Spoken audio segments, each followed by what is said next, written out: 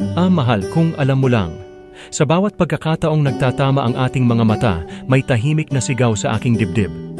Isang sigaw na nagtatago sa likod ng pilit ng ngiti. Sa likod ng mga titig na parang hindi ko kayang ituloy-tuloy. Paminsan-minsan, nahuhuli mo akong lumilingon. Tila may pinupulot sa sahig o may biglang interes sa kung saan. Pero sa totoo lang, ikaw ang dahilan.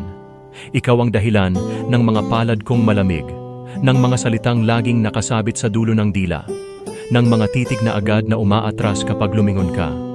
Tawanan man ako ng sarili kong kaba, pilit ko pa ring ipinapadama ang nararamdaman sa mga mumunting aksyon.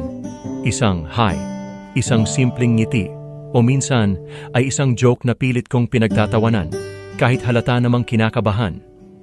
Alam kong torpe ako na para bang bawat kilos ko ay may iniindang takot. Takot na baka hindi mo makita ang halaga ng mga palihim na sulyap, ang mga salitang hindi ko masabi. Pero kahit ganon, handa akong maghintay, mahal.